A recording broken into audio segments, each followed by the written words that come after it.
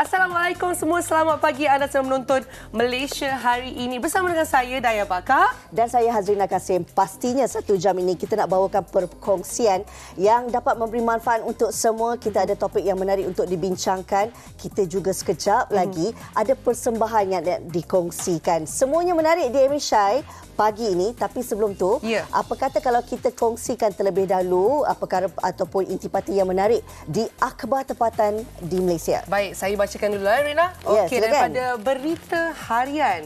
Mungkin ada yang tak sentuh paper hari ini, tapi tak apa, kita bacakan. JKM agih barang keperluan asas kepada penduduk gugusan pulau. Jadi, dikatakan Jabatan Kebajikan Masyarakat JKM mengagihkan 28 jenis barangan keperluan asas untuk bantuan kepada lebih 700 keluarga yang mendiami gugusan pulau sekitar Delta Sungai Kelantan. Dan katanya agihan ini dibuat 15 kaki tangan JKM Tumpat yang menaiki bot dari jeti Padang ke Mahkotaan Tumpat menuju ke pangkalan hadapan di kampung Teluk Renjuna di sana. Itu adalah antara bantuan yang dilakukanlah. Ini orang kata dah masuk musim terkejut ni. Kita pun mengharapkan agar mereka yang berada di lokaliti yang mungkin berisiko dilanda banjir ini sentiasa cakna dengan keadaan cuaca di tempat anda dan berhati-hati ya. Baik, itu di berita harian.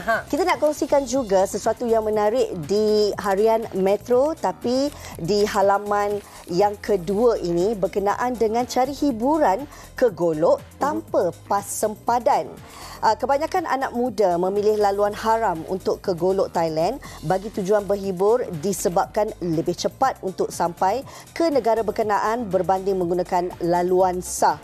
Ketua Polis Kelantan, Datuk Muhammad Yusof Muhammad berkata, mereka dipercayai enggan membuat pas sepadan kerana membabitkan kos walaupun hanya RM10 bagi tempoh setahun. Dan kita tahu juga bahawa memang di sana kebanyakan anak-anak muda ini selalunya kabarnya akan pergi pada malam Khamis ataupun Jumaat sehinggalah Sabtu. Dan ini yang kita risaukan berkenaan dengan kalau dah cari hiburan di sana, masalah sosial yang berlaku sebenarnya. Bukan sekat itu saja, mungkin keselamatan juga dan kecenderungan untuk membuat sesuatu yang kiranya di luar kawalan. Jadi kepada anda, so itu antara perkongsian ataupun berita yang kami kongsikan dengan anda. Tapi tadi Rina kata ada sesuatu yang dijanjikan. Kita nak mulakan dengan satu persembahan. Saya kan, kalau apa-apa yang melibatkan tarian dan sebagainya, saya mesti akan macam tergamam. Lagi-lagi teruja. Lagi-lagi mereka ini bukan calang-calang orangnya. Dia mengharumkan nama Malaysia. Ya, mengharumkan nama Malaysia di persada dunia iaitu di Prague. Dan kita nak saksikan persembahan daripada Sekolah Seni Malaysia Kuala Lumpur yang mana telah pun dinobatkan sebagai juara dalam satu pertandingan. Jom kita saksikan dulu persembahan mereka.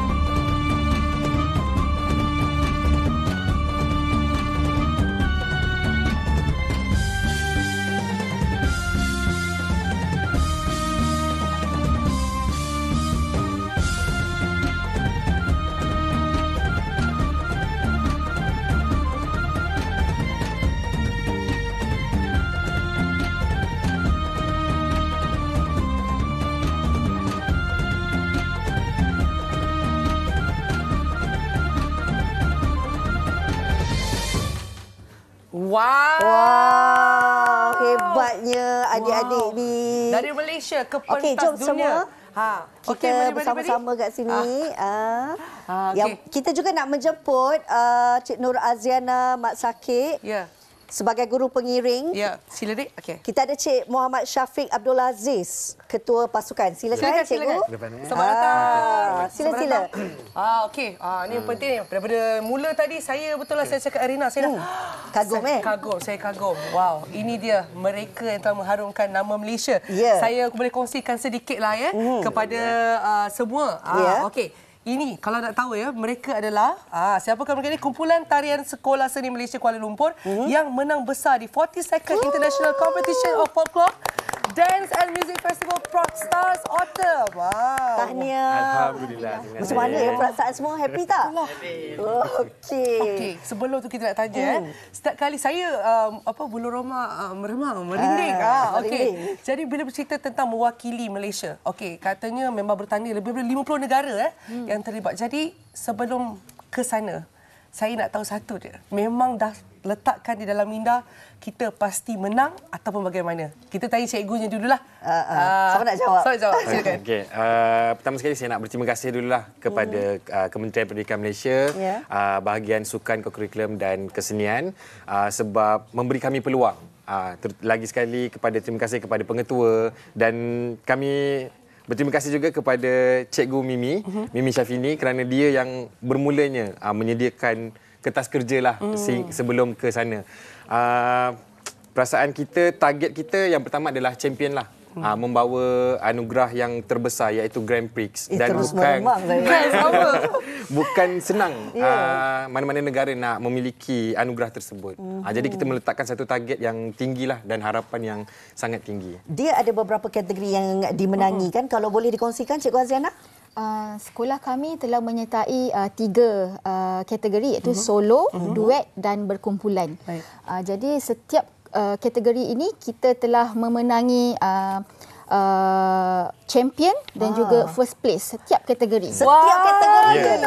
Okey, yang kategori solo tu yang tadi itulah. Apa namanya? Muhammad Nazhan. Muhammad Nazhan. Tahniah Nazhan. Berapa lama tu praktis? Untuk praktis kita mengambil masa dalam masa 3 minggu lah. Sebab kita membuat preparation bukan sahaja international tetapi kita juga ada program-program lain.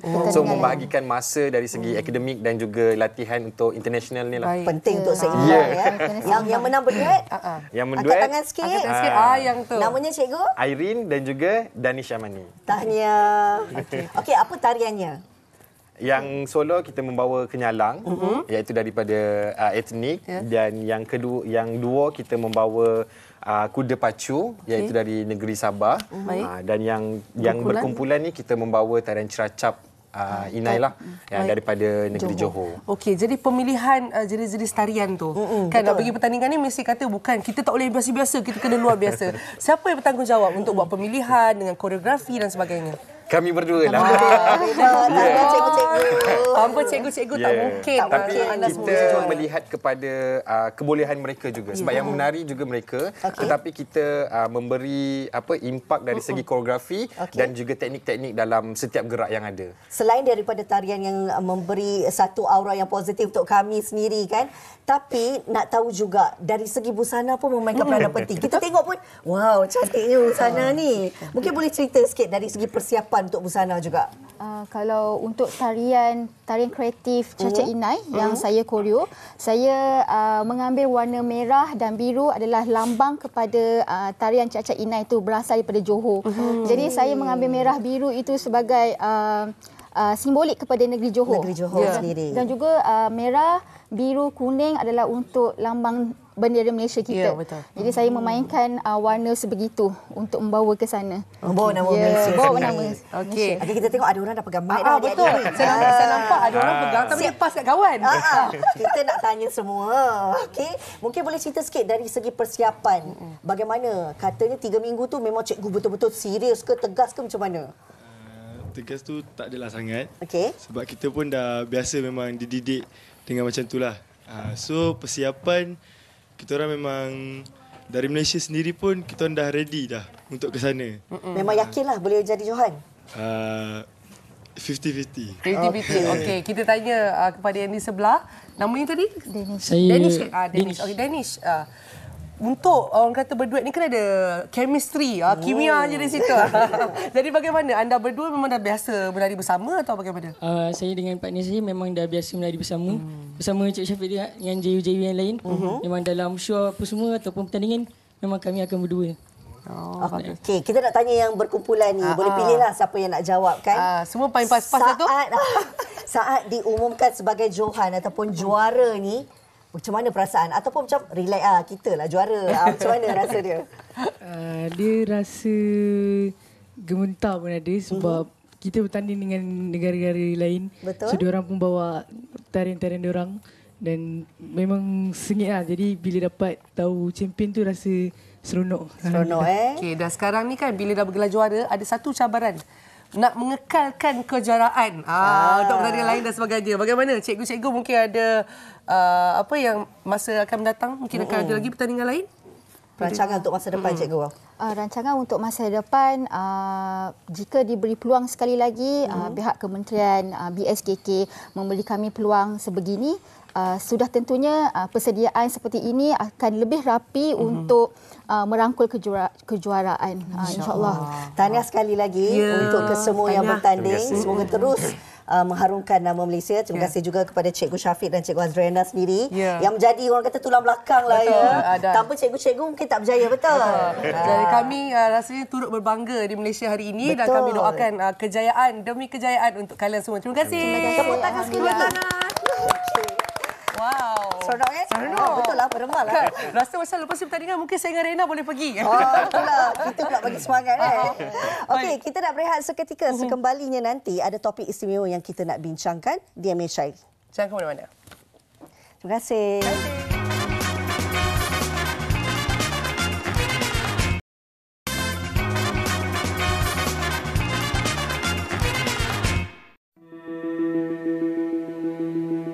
Lerai ikatan kasih, ungkapan yang tiada titik noktahnya. Mana tidaknya kes perceraian di negara ini semakin popular, terutama dalam kalangan artis. Pergi bilik air pun rindu, ungkapan yang masih terngiang-ngiang di ingatan warganet. Terputus sudah ikatan pasangan suami isteri yang cukup terkenal dengan panggilan Fatzura yang mendirikan rumah tangga pada 27 November 2017.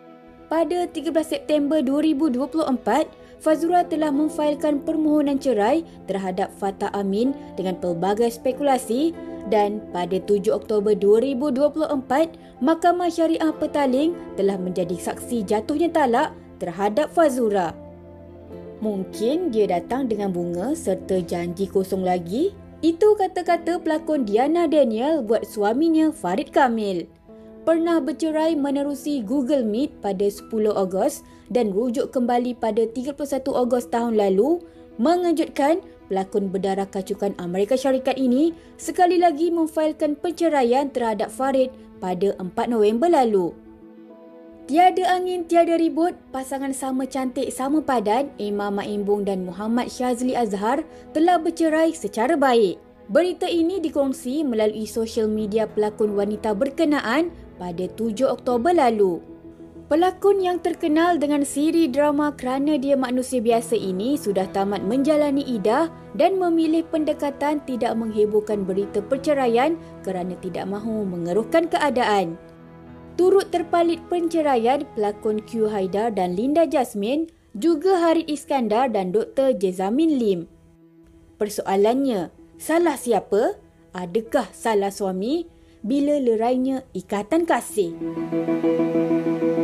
Baik, itu tadi perkongsian laporan berkenaan dengan situasi perceraian yang berlaku di negara kita berkaitan dengan selebriti-selebriti negara. Namun hakikatnya dalam perceraian ini ia melibatkan semua pasangan yang mana kita lihat ada kekurangan dan kekhilafan dalam rumah tangga itu sendiri. Topik yang kita nak bawakan ini, salahkah lelaki bila terlerainya ikatan kasih, bukan bermakna kita nak menuding jari kepada pihak suami. Tetapi apa yang kita faham, bila suami dalam sebuah rumah tangga menjadi nahoda bahtera rumah tangga tersebut, bila sesuatu dugaan itu tak dapat dileraikan dengan cara yang baik, mungkin merekalah yang orang pertama dipersalahkan. Betul ataupun tidak? Itu yang kita nak bawakan. Betul, dan pastinya anda semua pun tiap-tiap hari kan kita didatangi dengan berita-berita ini. Jadi di Malaysia hari ini kita bersama dengan seseorang yang mungkin boleh bincangkan ataupun leraikan lagi persoalan-persoalan di minda kita, iaitu kita bersama dengan Tuan Haji Hushim Haji Saleh, pakar kaunselor. Selamat datang. Terima kasih, insya-Allah. Masya-Allah. Okey, baik, seperti yang Rina katakan, itu tentang isu penceraian yang setiap hari berlaku. Jadi mulalah bila perceraian ni katanya salah siapa? Salah lelaki ke? Wanita tak pernah salah. Tapi itu bukan apa yang kami nak bincangkan. Tapi sebenarnya kita nak tahu jugalah, kalau ikutkan statistik sekarang ini kan, kalau dilihatkan masalah perceraian ni bukan 2-3 kali ganda, tapi berpuluh kali ganda. Jadi mungkin boleh kongsi kepada kami punca-punca sebenarnya yang paling kerap berlaku. Okey, terima kasih. Saya bercakap ni berdasarkan kes yang saya kendalikan di klinik saya lah. Jadi saya kalau seminggu tu ada 5-6 kes lah perceraian ni. Mana memang peningkatan tu memang kita kata berbeza dengan 10 tahun dulu. Sekarang ni mendadak tu. Dan bila datang kebanyakannya kita kata yalah, kadang-kadang kita kata mungkin siapa yang salah, itu persoalan dia kan. Tapi sebab bila saya buat kaunseling, biasa saya akan tanya seorang-seorang. Bila masuk bilik kaunseling, saya tak panggil dua-dua macam ni. Saya panggil sebab ada isteri dulu ke. Jadi isteri akan ceritalah apa sebab, kenapa dia minta cerai, kenapa nak bercerai dan sebagainya kan. Contoh yang paling banyak sekarang ialah masalah dari segi kewangan. Itu nombor satu. Kewangan, masalah kewangan. Sebab biasa isteri cakap, kadang-kadang ramai hari ini wanita yang berkerjaya. Dia berkerjaya, tapi dia kata, rumah saya bayar, kereta saya bayar, ini saya bayar. Saya penatlah Tuan Haji. Mentally, emotionally, penat je. Kadang-kadang benda ni dah kahwin katakan 10 tahun, 10 tahun. Dan ada klien saya sampai yang umur dah 70 tahun, 80 tahun. Nampak tu? Bukan yang baru kahwin 2 tahun, 3 tahun. Saya berbagai-bagai tu yang datang. Jadi bila tanya suami pula, suami cakap apa? Saya tu lah Haji, saya kerja tak tetap. Saya kerja gini kan. Saya kerja, itulah kemampuan saya. Nampak? Jadi kat situ, round yang ketiga tu saya akan panggil dua-dua sekali. Supaya masing-masing tu tak boleh kata orang tu nak mengelak lah. Sebenarnya apa berlaku? Isteri akan cakap. Bila depan saya sebagai kaunselor, saya dalam Islam panggil hakam lah. Saya orang tengah, saya akan dengar lah dua-dua. Jadi kata macam mana ni? Jadi masing-masing masa tu tak boleh berbohong. Dia akan ceritalah. Contoh nafkah, kata-kata nak bayar rumah tak bagi. Kadang-kadang bergaduh pun pasal bil-bil yang kecil-kecil je. Boleh bergaduh tau. Asyik air yang bayar. Ini. Lepas tu pasal babysitter. Contoh kan. Sekarang minta maaf lah, kalau Lembah Kelang dah 600. 700. Kalau dah anak 2 berapa? Jadi benda-benda duit. Duit ni nombor 1 tau. Dan bila masalah duit ni dia akan pergi yang kedua. Iaitu masalah komunikasi. Communication breakdown. Dan yang ketiga. Ni dia. Ni. Handphone dia. Ni bergantung ni. Gadget dia. Ini pun masalah juga. Masalah. Isteri cakap apa? Abang asyik main handphone ni. Apa benda? Ni, kau dengan handphone bukan main senyum-senyum, ketawa-ketawa. Kau dengan saya, awak apa? Abang angguk sepak korang. Jadi masalah ni kadang-kadang sampai larut malam. Lepas tu tak ada komunikasi. Banyak kan communication breakdown tu. Tak bercakap, tak apa. Kemudian tak ada kata orang tu good listener, tak dengar, tak ada empati. Jadi ini semua makin lama dia makin jauh dan minta maaf. Akhirnya, macam semalam saya ada kes, seorang tidur atas, seorang tidur bawah. Seorang tidur belakang peti ais. Seorang tidur depan TV. Saya kata, kenapa ni? Sebab, minta maaf cakap lah, bila dah ada anak, saya akan cakap. Sebagai seorang kaunselor, saya pun ada anak, ada cucu kan. Saya kata, ni semua akan beri kesan pada anak-anak you. Childhood trauma. Ramai jumpa saya cakap, ni orang muda-muda tak tahu tu. Bila you macam ni bergaduh suami isteri, anak-anak tu akan jadi, kata orang tu stress mental, emosi tau. Ramai dah jadi anxiety disorder. Duduk dalam bilik, tak keluar-keluar. Dia pandai dapat 10A, 11A. Tapi tak bercakap. Bila jumpa saya, cakap, Atuk, saya daripada kecil tu tengok mak ayah saya bergaduh. Dia jadi dah terbiasa dia masuk. Dah jadi satu trauma dah untuk anak-anak sendiri. Okey, kalau kita lihat tadi Tuan Haji pun ada menyentuh berkenaan dengan faktor utamanya lah pasti tentang masalah kewangan. Dan kita lihat sekarang ini, kalau dulu 10 tahun dulu, orang kata 5 tahun pertama perkahwinan itu memang ujian yang cukup besar. Sama ada kita nak bertahan ataupun tidak. Tapi tidak lagi sekarang kerana adanya gadget ini, masalah kewangan lagi. Ini memungkinkan kadang-kadang baru setahun 2 kahwin dah ada masalah sehingga membawa kepada perceraian. Jadi bila menyentuh tentang komunikasi ini, kadang-kadang bukan kerana tak ada komunikasi Tuan Haji, tetapi kerana tidak ada rasa untuk mengalah, tidak ada rasa untuk berbincang dan berdamai. Itu mungkin juga masalahnya? Saya bila sebut mengalah tadi, bila saya buat ni seminggu ni kan, banyakkan apa tu? Ego. Ego tu. Bila kata ada setengah dengan jumpa saya tu apa? Dah ada macam tu, saya tak mau bercakap lah. Jadi tak bercakap. Berbulan-bulan tak bercakap. Macam mana kita suami isteri tak bercakap? So, sampai satu ketika bila suami cakap, kenapa kau tak masak? Habis kita tak bercakap. Aku nak minta duit, nak beli beras, kau diam. Nak beli susu, lah aku masak telur je lah hari-hari. Dah. Nampak? Dia benda tu mula kecil tau. Lama-lama dia akan jadi bertambah, kata orang tu, besar-besar masalah tu. Dan akhirnya tidak ada komunikasi. Salah satu disebabkan oleh ego. Dalam Islam kita tak panggil ego. Dalam Quran tak ada ego. Sebab saya pensyarah dulu kan. Dia tak ada ego, super ego. Itu teori barat. Dalam Islam Allah sebut apa? Takbur dan juga sombong. Sombong tau. Ada setengah ni sombong. Minta maaf lah, terutama kita lelaki lah. Kadang-kadang kan bila isteri cakap ni tu, kau diam. Kau jangan cakap banyak aku ni. Tapi isteri cakap apa? Abang, surah An-Nisa ayat 34. Kau pandai pula baca Quran Begitu. Surah An-Nisa 34. Suami kena sediakan tempat tinggal, makan, minum kan. Kat situ dia jadi cakap tu bergaduh. Jadi kedua-dua pihak pun nak bagi dia punya defense yang tersendiri sebagainya. Dan juga kalau kita tengok salah satu isu yang selalu dibangkitkan sekarang di mana wanita mendominasi rumah tangga ataupun keluarga. Mungkin wanita tu berkelebihan daripada pelajarannya, daripada segi kewangannya. Tapi ada juga di antara mereka yang macam memang kita lebih daripada segalanya tapi masih menghormati suami. Jadi dekat sini bagaimana? Bagus apa ni isu ini. Ada bukan semua wanita ni bila kerjaya tinggi ke apa dia sombong, tidak. Ada yang jumpa saya dia mengendah diri, dekat luar dia pangkat besar ke apa, gaji besar kan. 3 kali ganda daripada suami tu. Tapi balik rumah dia hormat suami dia. Nampak tu. Tapi ada juga wanita yang kita kata dia dekat luar pangkat besar ke benda kan. Balik rumah tu dia bawa dia punya status dia tu. Dan masa itulah suami akan merasa rendah diri dan rasa macam itu yang dikata timbulnya iaitu dominasi dalam keluarga. Sebab isteri cakap apa? Rumah saya bayar, kereta saya bayar, ni saya bayar, semua saya bayar. Abang bagi apa? Bagi apa? Apa ni? Dah jadi mengungkit pula kesnya. Dia jadi macam mengungkit dan bila jumpa saya cakap lah kalau boleh kat luar you pangkat besar ke apa balik rumah dia tetap your husband, suami. Dalam Islam ni kita kena hormat suami kita.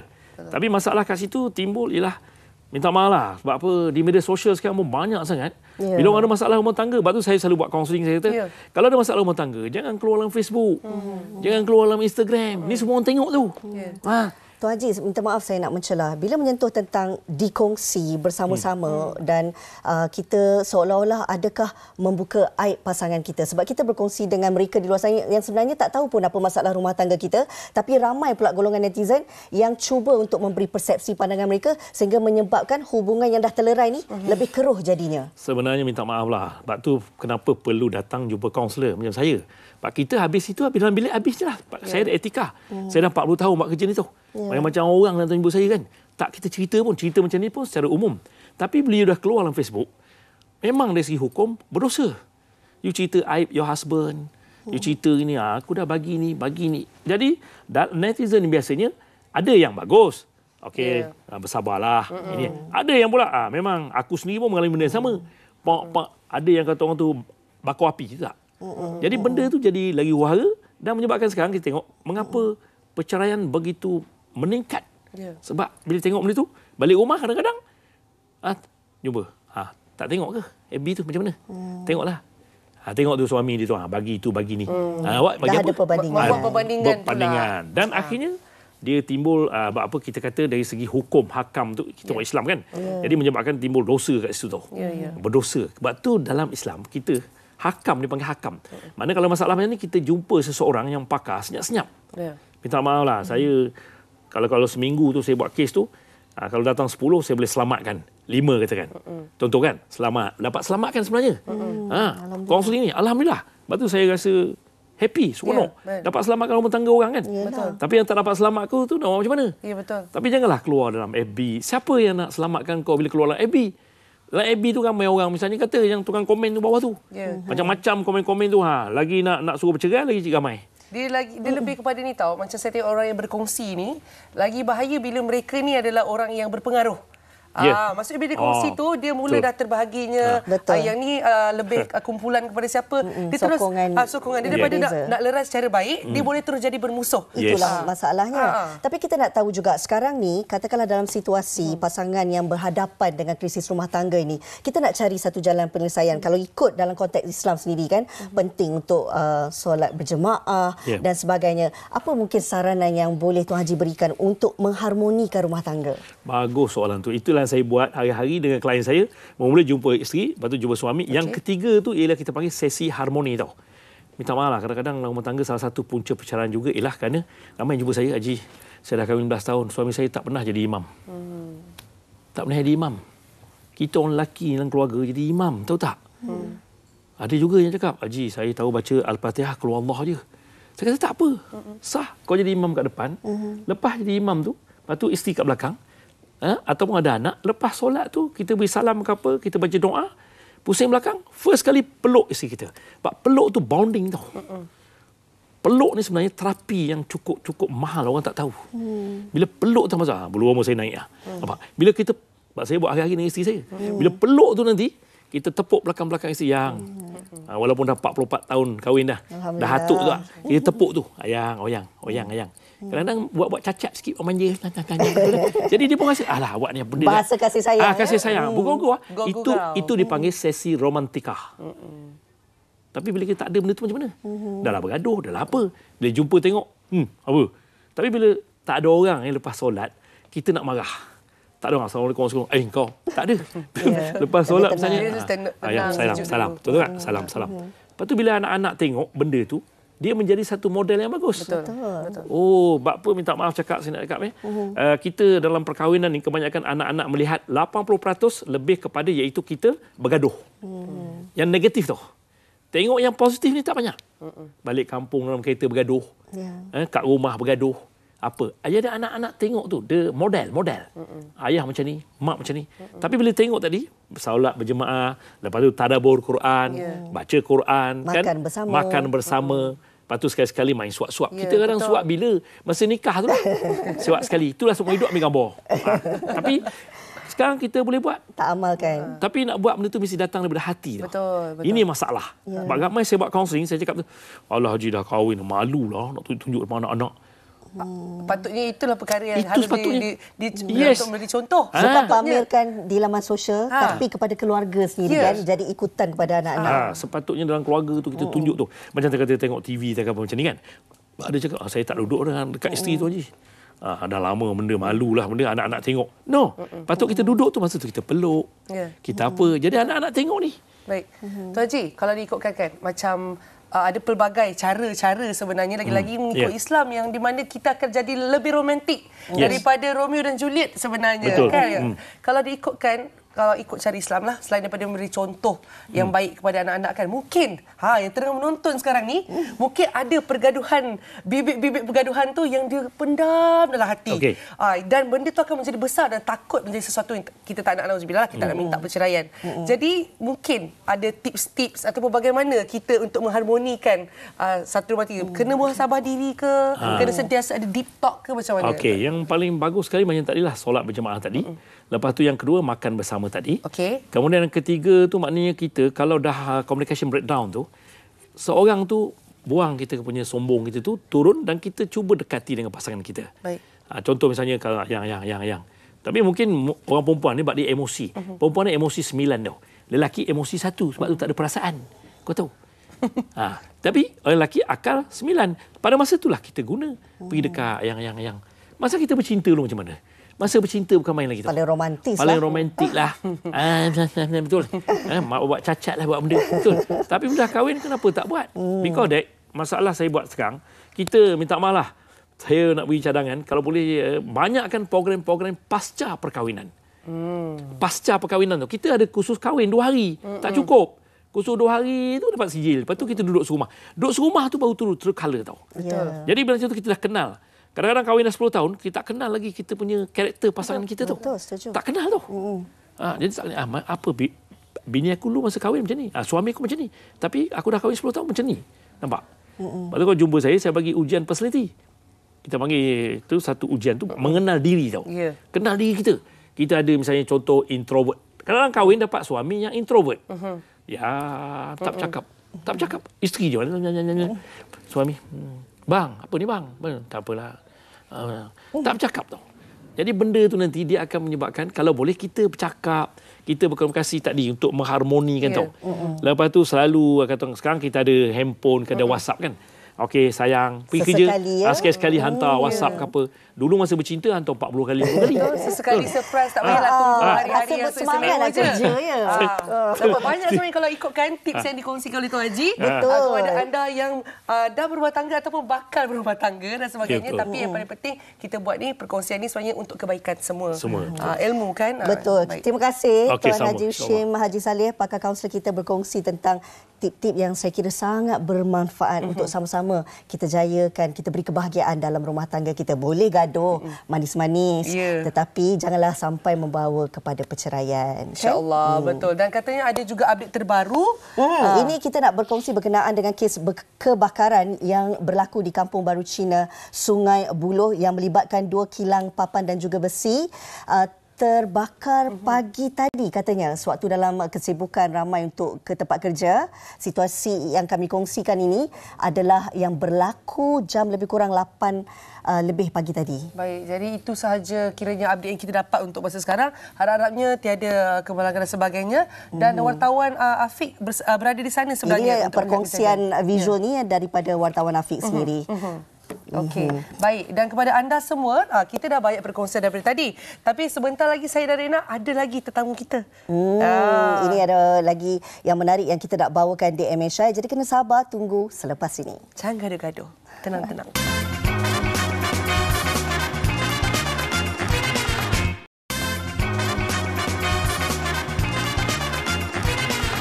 Terima kasih kerana tidak berganjak terus bersama kami di Malaysia hari ini. Dan Daya ada sedikit perkongsian. Tapi bukan saya seorang. Saya bersama dengan Mr. Adrian Ang, iaitu penganjur bersama Rezonex. Selamat datang. Baik, jadi dikatakan esok ada Expo Rezonex. Mungkin boleh kongsi dengan kami dahulu ya tentang pameran Rezonex dan apakah latar belakang mereka. Silakan. Boleh. Selamat pagi. Sebenarnya Retail Solution Expo atau kata pendek Rezonex, ini Expo ini tahun ketiga. Sebenarnya kita mulakan pameran ini untuk banyak-banyak entrepreneur untuk mempamerkan barang-barang perkhidmatan selusi atau retail supply chain kepada banyak-banyak peniaga retail. So kalau banyak penonton atau siapa-siapa nak datang untuk 3 hari, 7 hingga 9 hari bulan November, kita pun ada lebih kurang 180 booth dekat situ. Dan kita pun akan buat banyak perniagaan macam ada fashion, ada selusi, ada perkhidmatan, ada banyak makanan juga. So siapa-siapa nak datang untuk macam cari barang promosi pun kita ada wellness dan expo lah. Ya, dia antara event-event yang ada kat situ lah. Maksudnya agak menyeluruh ya daripada betul. Banyak cabang sebenarnya. Betul. Dan kalau diikutkan Rezonex kan, mesti penonton nak tahu juga apa yang membezakan Rezonex daripada pameran-pameran yang lain. Sebenarnya kalau kita memang target kepada siapa-siapa yang ingin memulakan bisnes perniagaan dalam hal retail. Mungkin bukan sahaja nak mulakan, tapi kalau sudah mulakan tapi nak cara idea-idea baru. Sebab sekarang banyak pelanggan-pelanggan dekat shopping mall cari idea baru. Kan? Kalau I nak masuk satu kedai, I tahu banyak idea bagus nak masukkan. Sebab tu Retail Solution Expo adalah pameran untuk menunjukkan macam apakah perkhidmatan yang latest lah. Betul, sebab kadang-kadang memang dah ada perniagaan tetapi nak ke hadapan tu tak tahu cara. Jadi inilah Rezonex lah tempat yang mereka harus pergi kan. Dan mungkin kepada mereka di luar juga nak tahu manfaat utama bagi pemilik perniagaan yang kalau hadiri Rezonex ni. Okey, kalau di antara 3 hari ini kalau datang memang ada banyak barangan yang mungkin dalam bahagian wellness, fashion, atau beauty juga, sebab kalau datang boleh beli banyak barangan juga. Nombor satu. Nombor dua, nak cari idea atau nak cari business matching pun tak boleh tahu, sebab kita bukan hanya booth daripada Malaysia, tapi ada overseas juga yang sedikit lah. So kalau datang memang boleh cari idea bagus lah untuk nak mulakan bisnes mereka lah. Jadi mungkin kalau mereka seorang ni bukan daripada perniagaan fashion, tiba-tiba mungkin kalau pergi ke Rezonex ni dapat idea pula. Memang boleh jadi macam tu ya. Dan mungkin jenis produk dan juga perkhidmatan yang boleh dijumpai di Rezonex, tadi ada ceritakan sedikit, mungkin boleh ceritakan lebih banyak lagi. Kita ada digital juga, banyak booth yang pamerkan digital. Kalau macam cakap wellness pun, beauty wellness pun ada. Lepas tu supply chain, kita ada satu bahagian international gourmet. Dekat situ banyak makanan lah. Sebab tu kita pun ada pertandingan macam cari beverage yang baru. Memang ada banyak aktiviti lah.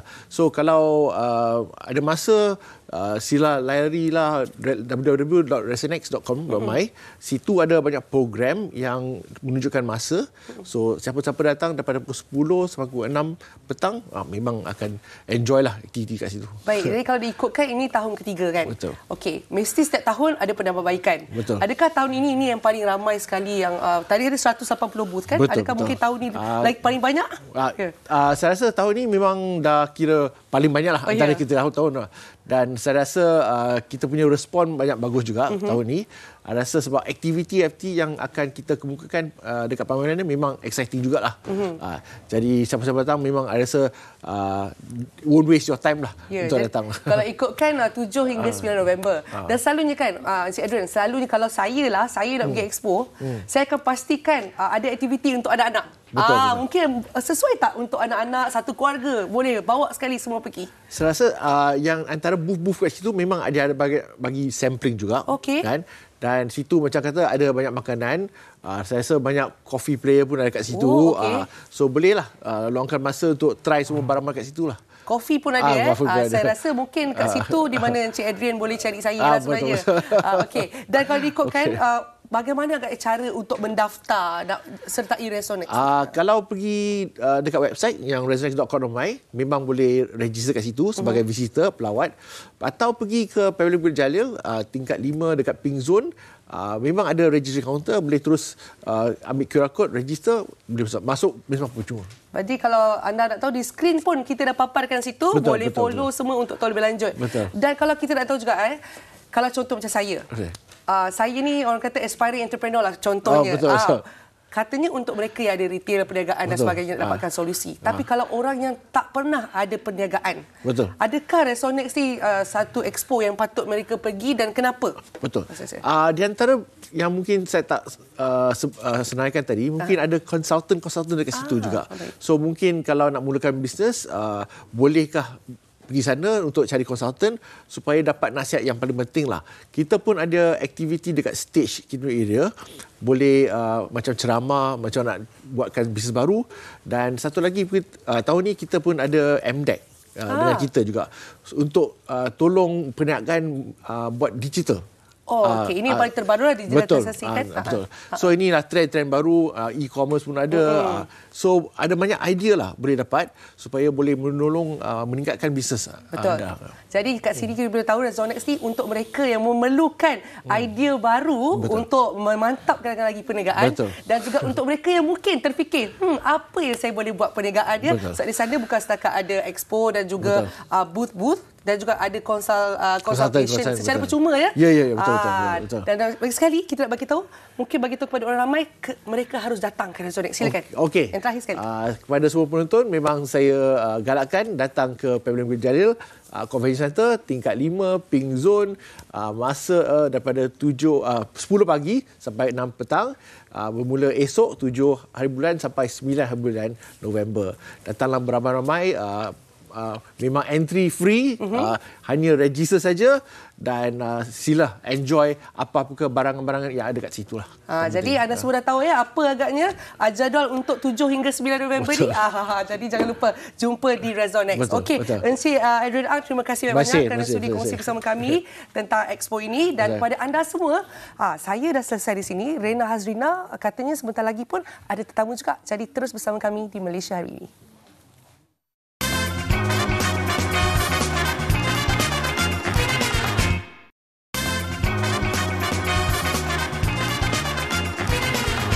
Baik, kembali lagi bersama kami di Malaysia hari ini. Kita nak bawakan perkongsian berkenaan dengan sambutan ulang tahun PKNS yang ke-60. Bersama kita hari ini adalah Tuan Insinyur Haji Mat Kamarzan Mat Rais, Timbalan Ketua Pegawai Eksekutif Pembangunan. Assalamualaikum, selamat pagi.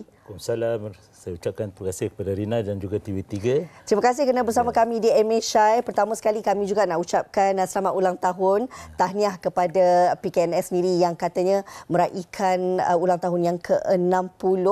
Daripada tahun 1964 kita lihat bagaimana PKNS ini membangunkan banyak township di Lembah Kelang ini, termasuklah di Kota Damansara, Petaling Jaya, Shah Alam, di Bangi. Banyak lagi sebenarnya perkongsian hebat ini. Tapi kita nak tahu bersempena dengan ulang tahun yang ke-60 ini, Tuan Haji, pastinya ada banyak program, ada banyak aktiviti yang nak diraihkan oleh PKNS sendiri. Boleh kongsikan? Okey, boleh Rina, terima kasih. Pada pagi ini saya ingin berkongsi maklumat mengenai program-program yang dijalankan oleh PKNS sempena 60 tahun anniversary PKNS. Untuk makluman semua penonton, PKNS telah ditubuhkan dalam tahun 1964 dan semenjak 60 tahun penubuhan PKNS telah memajukan sebanyak 13 buah township di seluruh negeri Selangor, Rina. Besar banyak township yang kita majukan. Betul. Dan atas sokongan dan kepercayaan diberikan oleh orang ramai kepada PKNS serta sempena 60 tahun ulang tahun PKNS, banyak program yang telah kami rancangkan untuk diadakan dalam masa yang terdekat ini. Antaranya ialah program Pilih Carnival dan program terbaru yang kami rancangkan ialah program yang dinamakan 60 tahun anniversary PKNS.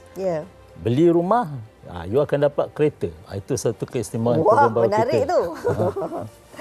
Okey, itu antara program-program yang dijalankan. Ada lagi ke program yang lain, Tuan Haji? Itu saja untuk sementara ini. Okey, berdasarkan kepada perkongsian aktiviti dan juga program yang dianjurkan oleh PKNS sempena 60 tahun ini, pasti saya percaya ramai dalam kalangan penonton Malaysia terfikir, nak sertailah, bagaimana caranya? Senang saja. Mana kempen ini terbuka kepada semua. Sesiapa saja boleh menyertai kempen ini. Syaratnya mudah saja, Rina. Okey. Beli mana-mana produk koleksi hartanah PKNS Homes dan secara automatik mereka layak untuk menyertai kempen yang diadakan ini. So kempen ini bermula daripada 15 bulan Oktober yang lepas sehingga 31 Disember ini. Dan maksudnya sesiapa yang membeli produk PKNS dalam tempoh yang saya nyatakan tadi, mereka layak untuk menyertai kempen ini. Dan untuk SPA juga kita lanjutkan sehingga 31 Januari 2025. Kempen ini kita adakan sebagai menghargai pembeli-pembeli rumah PKNS yang kita namakannya sebagai PKNS Home Buyer. Jadi pemenang yang bertuah dalam kempen kita, mereka bakal mendapat sebuah kereta.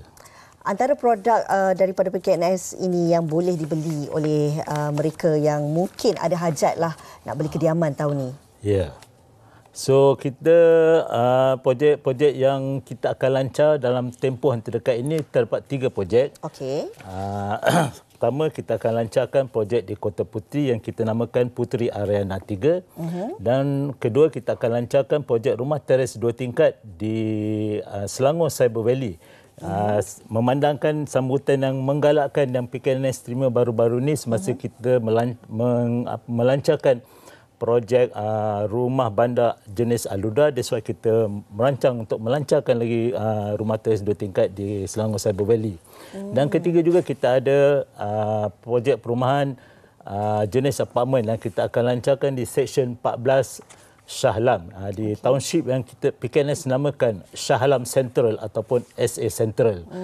Projek ini dijangka akan dilancarkan jualannya dalam masa terdekat, mungkin dalam 2-3 bulan ini. Okey, seperti yang kita dimaklumkan awal tadi, antara program yang dijalankan sempena PKNS 60 tahun ini ialah Pilih Carnival. Boleh Tuan ceritakan serba sedikitlah tentang Pilih Carnival ini, apa objektifnya? Okey. Actually, objektif Pilih Carnival ini ialah untuk mendekatkan lagi hubungan di antara PKNS dengan pembeli rumah PKNS ataupun juga dengan penduduk yang tinggal bersekitaran dengan township yang dimajukan oleh PKNS. Ini adalah selaras dengan PKNS punya visi kita, membina komuniti, memperkasa kehidupan dan merealisasikan impian. Untuk pengetahuan semua, Pilih Karnival ini telah kita jalankan semenjak bulan Jun yang lepas lagi. Di mana tempat yang pertama yang kita pilih ialah di Shah Alam. Dan lokasi yang kedua kita telah jalankan di Perbandaran Kota Puteri pada bulan Julai yang lepas. Dan lokasi yang ketiga kita pilih township di Antara Gapi yang kita adakan pada bulan Ogos 2024 yang lepas. Manakala finale grand lokasi yang kita akan jalankan untuk Pilih Karnival akan datang ialah di Selangor Cyber Valley. Pada 23 dan 24 bulan November ini. Semasa Pilih Karnival ini dijalankan, PKNS ada menyediakan booth pameran bagi memberi maklumat mengenai aktiviti-aktiviti yang dijalankan oleh PKNS ataupun anak-anak syarikat PKNS. Dan pada masa yang sama juga kita akan menunjukkan produk-produk pasang hartanah yang PKNS ada untuk dijual kepada orang ramai. So, jadi pengunjung boleh mendapatkan maklumat dengan lebih cepat dengan mengunjungi booth pameran pada karnival tersebut semasa karnival dijalankanlah. Okey. Secara ringkas mungkin sedikit pesanan kepada penonton-penonton Malaysia yang menyaksikan pagi ini. Silakan. Okey. Yang pertama, datanglah beramai-ramai ke Pilih Karnival yang kita akan anjurkan di Selangor Cyber Valley pada 23 dan 24 bulan November ini. Mungkin bagi sesiapa yang sedang mencari rumah, sama ada rumah pertama ataupun untuk membuat investment, mereka boleh datang ke booth pameran disediakan dan mana tahu dengan membeli rumah mereka bakal membawa pulang sebuah kereta. Mana tahu ada rezeki kan? Ada rezeki Dan yang terakhir saya ingin mengucapkan jutaan terima kasih kepada semua yang telah menyokong PKNS selama 60 tahun penubuhan PKNS ini. Kami di PKNS sentiasa berusaha untuk memberikan yang terbaik kepada semua komuniti di luar sana. Baik, terima kasih kita nak ucapkan kepada Tuan Insinyur Haji Mat Kamarzan Mat Rais, Timbalan Ketua Pegawai Eksekutif Pembangunan. Jangan lupa bagi anda yang berkelapangan boleh terus ke Pilih Karnival nanti. Masuk adalah percuma. Dan pastinya kemeriahan yang disajikan ini dapat memberikan anda banyak pulangan hebat. Beli rumah, mana tahu ada rezeki dapat kereta. Terima kasih sekali lagi. Kita terus nak bersama dengan Dayah. Ada perkongsian yang nak dibawakan. Silakan Dayah. Ya, terima kasih Rina. Baik, saya nak kongsi sedikit iaitu ABOT membawakan program pendidikan bertajuk Pediasure Grow to Great musim ketiga hasil kolaborasi dengan rakan nutrisi globalnya Kelab Bola Sepak Real Madrid yang menampilkan dokuseri 6 episod baru-baru ini. Jadi minggu ini Pediasure Grow to Great telah pun berada di episod terakhir tau. Jadi 14 bintang bola sepak juga akan mengakhiri perjalanan mereka dalam program ini. Jadi jom kita semua saksikan Pediasure Grow to Great Ahad ini 7:30 malam di TV3. Wow. Saksikan episod akhir Pediasure Grow to Great Ahad ini jam 7.30 malam di TV3. Okey, seterusnya kita nak wawarkan berkenaan dengan Shopee Kecoh 11.11. Kecoh. Jualan hebat show pada 11 November jam 9 malam di TV3 dan juga Shopee Live. Ramai artis yang akan mengecohkan malam anda seperti Datuk Sri Vida, Izu Islam, Datuk Isi Mizal. Kita ada Jana Nik, Sharifah Zarina, Ara Johari, Hakim Rusli, Ayah Amiruddin dan Ima Safwan. Memang confirm kecoh. Peluang untuk memenangi sehingga 11 juta shilling Shopee dan pelbagai hadiah hebat. Ada juga voucher hebat yang bakal menanti anda. Hanya di Shopee Kecoh 11.11 Jualan Hebat Show pada 11 November 9 malam di TV3 dan juga Shopee Live. Wow, tu mentari yang tak boleh lupa. Jana, Shopee kali ini memang kecoh. Kecoh dan hebat, Izu. Ada persembahan hebat. Ada sketsa yang kecoh. Hadiah-hadiah menarik dan hebat. Siaran langsung 11 November. 9 malam di saluran Berikut. Wow, okey. Saya rasa sekejap je waktu dah berlalu bila dengan awak, Rina. Begitulah selalunya. Masa sejam tu bukanlah lama mana, tapi kita mengharapkan dalam tempoh 1 jam ini, perkongsian ini dapat memberi manfaat untuk semua. Kalau berumah tangga itu, pastikan dalam keadaan yang bahagia. Ada masalah, kita selesai dengan cara baik. Baik, terima kasih, Rina.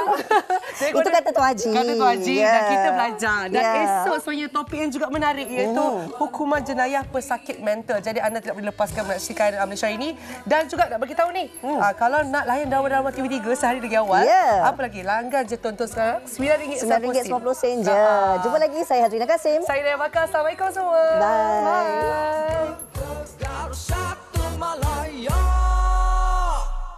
Badan muka kau tersadung kaki sendiri. Siapa suruh kau banyak bermainkan hati? Sepandai-pandai tupai melompat, sayangnya tupai bebal tak pergi sekolah. Sepandai-pandai engkau melipat, jatuh ke tanah ditembak dek tangkap layar. Oh no, oh no, no, no, no.